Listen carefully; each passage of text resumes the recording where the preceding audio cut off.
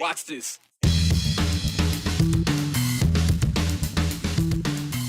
Is it physically draining? It can be. Is it mentally draining? Absolutely. More Idahoans quit their jobs at a rate higher than almost every other state in August.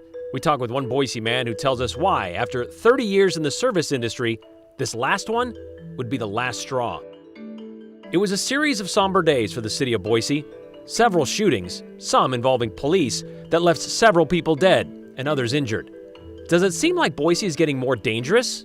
We check the trends. All for one or one for all? Instead of taking the last Three Musketeers bar, these Meridian trick-or-treaters made sure there was enough for everyone. Idaho's weekly unemployment numbers were released today, like they are every Thursday. It was appointment viewing for a while there during the height of the pandemic shutdown last year. It was like waiting for the doctor to come back in the room with your test results. How bad is it going to be? Well, we peaked in April of 2020 with nearly 72,000 continued claims of unemployment. Lately, it hasn't been that bad. A slow downward slide since the spring, actually. Just above 1,000 for initial unemployment claims last week, and just about 3,000 continued claims for the week that ended October 30th. Less than half as many at this time last year, but pretty close to where Idaho was during the same week back in 2019. Idaho has less than 3% unemployment right now, third lowest in the country, according to the Bureau of Labor Statistics. But there was another labor statistic released by the Bureau about 2 weeks ago, where Idaho was on the other end of the spectrum. Quits rates and total separation rates. And if you aren't familiar with those terms, quit rates are pretty much what they sound like, people who leave their job voluntarily. Separation rates include those who quit or were laid off or their job just went away. Now, we're told this report released last month was the first time this data was broken down by state instead of just national numbers. The quits rate is interesting because as a country, 4.3 million Americans quit their jobs in August, the highest number in 21 years. Meanwhile, in Idaho, they were number 2 and number 1 when it comes to quits and separation rates for the month of August of the entire country, meaning we had more people leave their jobs in August per capita than pretty much anywhere else in the country. Here's how this looks. The number of Idahoans who quit their job went from 24,000 in July of 2021 to 32,000 in August, 8,000 more, a month-over-month increase of 1.1%, second only to Kentucky. The rate for the country, 0.2%. Overall separation numbers went from 33,000 in July to 43,000, or 33, I should say, to 43 in August. At 1.3%, it's the most significant month-to-month increase in the entire United States. And that might be a lot of boring numbers to digest. So we spoke with Idaho's Department of Labor about this, wanting to understand it better. It was all new data for them too. And they pointed out a few other interesting points. Idaho's number of job openings, that blue line that you see right there on your screen, dropped by 8,000 between July and August. And our hires and separations, the green and red lines there, were virtually equal for the month of August, meaning we were told Idahoans aren't just quitting their jobs, they're changing their jobs. Now, granted, this data is months old, from August, but it does jibe with what the Idaho's Department of Labor has been noticing and with what lots of business owners have been talking about even before then and since. Which is employers have a really high demand for workers right now, and they're really having a tough time filling those positions. And workers right now are kind of taking advantage of that by quitting jobs and maybe getting turning into a better paying position or a different employer. And we're seeing that on an increased basis. We've seen that, yes. And on a national scale, we know a lot of those quits came from the service industry. 21% increase in restaurants, bars, and hotels, a 6% jump in retail during the month of August. Now, in Idaho, there wasn't much of a clear-cut industry breakdown, but all those help wanted and sorry for the slow service, we're short-staffed signs that we see out there, well, we can pretty much tell what industry was likely hit hardest in Idaho. The service industry, like we've seen throughout the pandemic. Months ago, when local businesses started struggling with staffing, there was this idea out there that it was because of the extra federal unemployment cash available, and people just didn't want to go back to work when they could get paid to not. We've already talked about how that wasn't quite the whole truth. And besides, in Idaho, that went away in June. So how do you explain the jump in people quitting in August? Right about the time that report came out, a Boise man put out a thread on Twitter. Yeti Abides has been working in the service industry since he was 10 years old, when his parents opened a restaurant. His last job was as a bartender at the East Side Tavern in Boise. He said back in April, there was a month-long stretch where he had just 3 days off. He told us that, along with some personal life changes, in the middle of a pandemic, by August, he'd had enough. He gave his notice right in the middle of when that data was compiled. Yet he said he realized, to borrow a phrase, there was another life out there. And that's why he quit the career he loved for more than 30 years. The best thing that I liked about it was the people. Like, what I loved was that every interaction was different. And whether it was the people you worked with or the people that you were your customers, that's what I liked about it. But you knew early, at the age of 10, it's not easy. No, I mean, I saw it. Like, I saw what my parents did. I saw what it took. And sometimes when you find something that you love, it doesn't matter how hard it is, you know, whether that's a person or a career, you'll do it because it brings you something. And so for like 3 decades it did. Yeah. And then it didn't. And then it didn't. Yeah. And I had to think about why it didn't. And I realized I was honestly tired of adults throwing tantrums over pieces of cloth on their face. I was depressed to the point of seeing people that I saw every day that were stuck in their cycle of using, in that case, a substance to get through life, and realizing that I was in one way codependent on that relationship. So it wasn't that everything was dark and gloomy and it was horrible. It was just that all of a sudden you realized there was other light out there and that I could make a choice to feel differently and be different. 30 years of serving people gladly, but without reciprocity in a lot of cases, and that can drain you. And yeah, that's where I found myself. Are you shocked by it? The No. fact that Idaho is way up there when it comes to the month that you quit, Yeah. Idaho, a lot of other Idahoans went along with you. Yeah, shocked in the sense that you didn't realize that other people felt the same way you do, but not surprised, because the reasons that I've talked about, the reasons that I will continue to talk about, are the same reasons everyone else has decided that, you know what, there's more, or I can do less of this. I could use less of this. So about a month and a half after you decided, I'm done, you decided at 12:30 at night you were going to write a tweet thread, basically to people like in your position, Yeah. your fellow service industry workers. What did you want them to know? I wanted them to know exactly what I said in the second tweet, which is, it's better. We need the service industry. It's like, that's our world, that's our economy. If being in the service industry and serving drinks or waiting tables or cooking food or changing oil brings you life, like real life and happiness and fulfillment, then do that, and do it in that mindset. But if it doesn't, then go find that thing that does. If I'm a business owner and I see this, I mean, why should I care what an adult bartender has to say about my business and how I run it? To the business owner that thinks that this is against them, it's not. I think the hardest part about showing up every day for somebody else is that you're not showing up for yourself in a little bit of that factor. And we all do it, and that's okay. There's nothing wrong with that. There's nothing wrong with going and working for someone. But I wanted people to know that if you find yourself in a place where you honestly don't know if you want to keep going, it's time to change. So what do I think? Why do I think everyone quit? It's because we really do care about ourselves. That shift happened, and it's going to continue to happen. And I'm just glad that, you know, there's an opportunity to tell people that shifts are good. So, good decision on your part. Yeah, best decision of my life so far. While Yeti's Twitter thread didn't quite go viral, just 94 likes, Yeti said it has been viewed more than 10,000 times.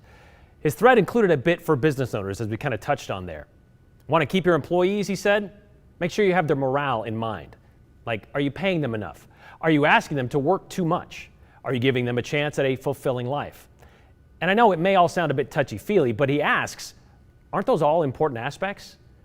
I also asked Yeti if he would go back to the service industry someday.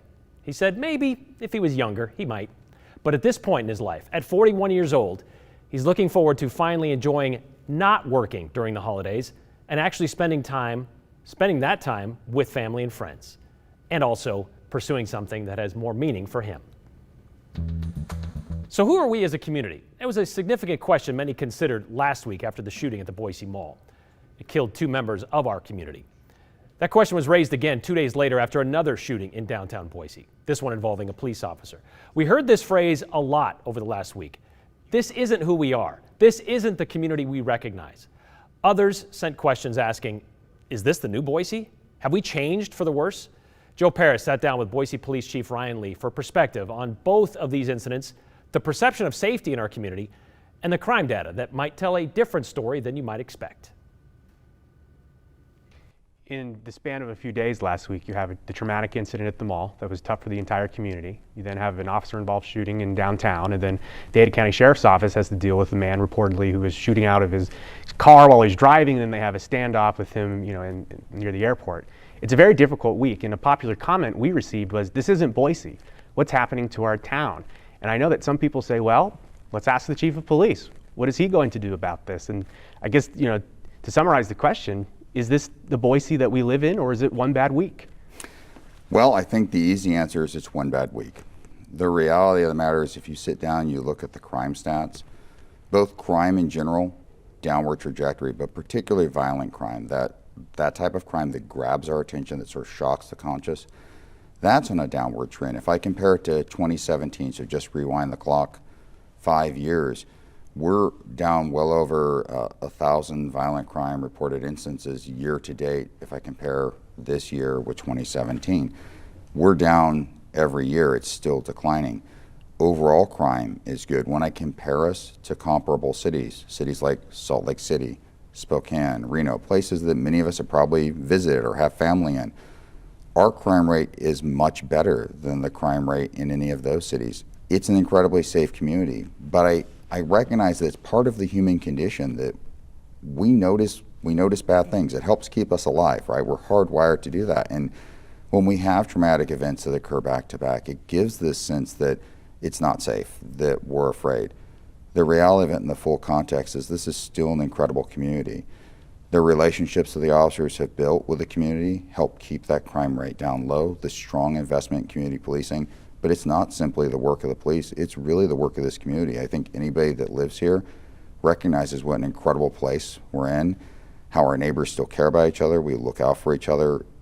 This is an incredibly special place, especially in the times that we live in. It's part of the reason that I wanted to come here, and I'm happy to be here.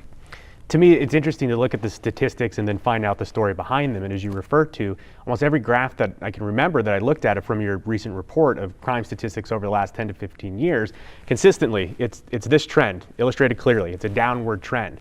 I'm curious, have you spoken to officers in your department saying, why is this? Why have we been able to go from this point to where we are now, where it is, compared to Spokane, a much lower crime area? It's a significant investment in community policing and having an open dialogue and being able to police the community in the way they want to be policed. It's recognizing those issues that matter and having early interventions often before there are even crimes. It's that obvious investment. It's that connection to the community. It's investing in the community. It's finding early intervention strategies. It's not just fighting crime after it happens, it's really truly addressing root causes and staying connected to the community. It's that strong investment in community policing that keeps Boise what Boise is. We talked about statistics and talked about recent events, and when I think about that, I just think of the most common question we've got about the situation is, are we safe? Is this something that we can expect to happen again? And I know you don't have a crystal ball and you can't tell us what any member of the community could do at any time, but overall, the community wants to know from you, are we safe? What is your answer? It's an incredibly safe community. Overall, incredibly safe community. I can't emphasize that enough. Every crime trend points that it's not only safe, but getting safer. We're committed to continuing to make it safe. You're right, I don't have a crystal ball. I can't always predict what's going to happen in the future, but we are going to do everything we can to position our police department to best serve this community to keep it as safe as possible if another crisis ever occurs. There's a lot of data points that you published recently, and I'm curious, is there one that is most meaningful to you? It's the subtlety in the data points. I think it's easy to sit down and look at this downward trend of crime and to say, oh, well, that's a success, and just chalk it up as a downward trend in crime. It's the story behind it that is maybe more the anecdotal data point. It's knowing, you know, the little stories that I've heard of the officer that spends the extra time to reach out to a community member, or it's the occasional note that I get sent to the chief's office about the police officer that helped the visitor or the tourist that was here that was lost. It's knowing that the people that serve the Boise Police Department are not just serving the community, but they're part of the community. It's that heart of compassion and caring that's there. It's that story, it's that data point that maybe isn't always there in the numbers that matters the most. So to me, it sounds like there's a direct correlation from your perspective between the conduct of your department and your officers and the data points. Is it as simple as that? At its base, it's that simple. It really is. If we approach our job with a mind of servant leadership, if we approach it with compassion, we're engaged, we understand that what are the problems that concern the community, we're working to address those, and we prepare ourselves to be professionals for those worst case events if they happen, it's 100% the recipe for success. All right, Joe, so a lot of people see our population graph going this direction. It's surprising to see that the crime rate going the opposite direction. Now, granted, this is just for Boise. Correct. And there's a lot of areas outside of Boise, immediately outside of Boise, and even wider scale that we haven't seen these numbers from yet. But Right. And I think in Boise, to be clear here, this isn't to say, Brian, that the Boise police is perfect and they're doing a great job at every single thing ever. The point here is to say that the Boise police is doing their job, doing community policing, and the numbers are there. And I know we see all the concerns from our community members after the incidents last week say, this is not my Boise. This is not the Boise I know. Is this turning into something? Are we going to have a Boise that is much different in 10 years? And those are very fair things for people to ask and to wonder about after such, a traumatic incident, a shooting at the Boise Mall. That's a big deal, and people are still processing it. But at the end of the day, you need to look at the numbers and the full story. Yes, this very traumatic thing happened in our community, but overall, as the data shows, and you heard from Chief Lee, we're in a pretty good shape. And as you heard the chief say, this is a safe community. Yep, and again, it'd be interesting to see what that statewide number and that statewide trend looks like. We'll look into it. All right, thanks, Joe. Yeah.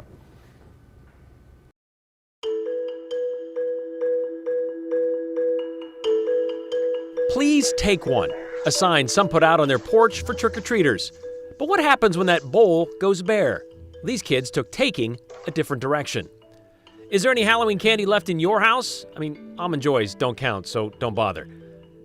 What does matter? Your input here on the 208. We're here to answer your questions and take your comments. Text them to us right now. The number, 208-321-5614.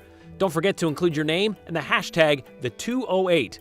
We're going to share a few of them at the end of the show.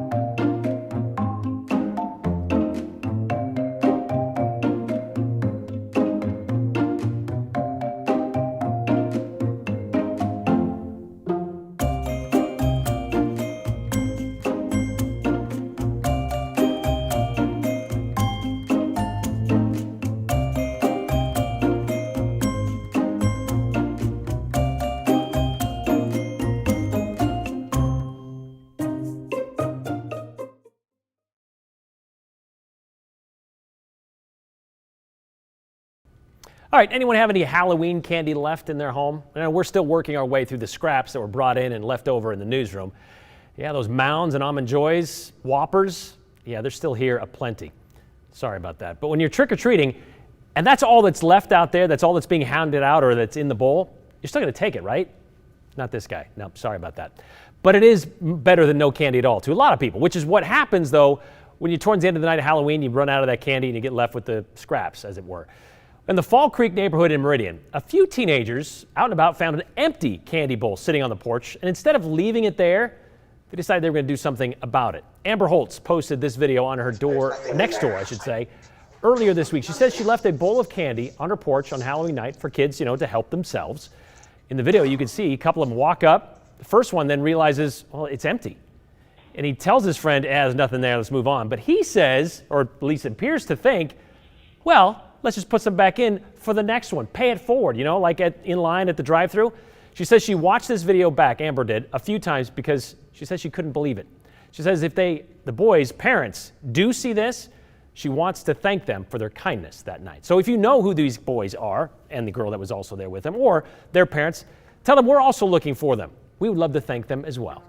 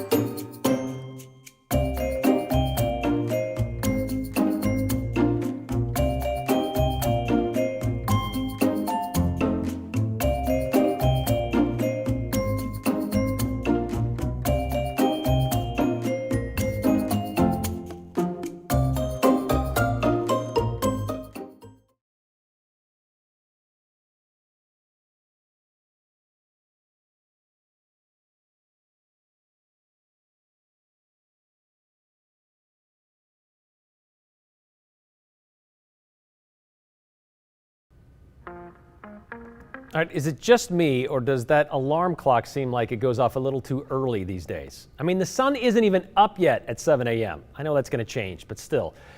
You got to get up and get going, right? Get kids to school, get to work, all under the cover of darkness. But if there is a bright side, think of all the sunrises you slept through before that you now get to see. And boy, was it a good one this morning across southern Idaho. And we have the pictures to prove it, thanks to what was shared on our Idaho Weather Watchers page.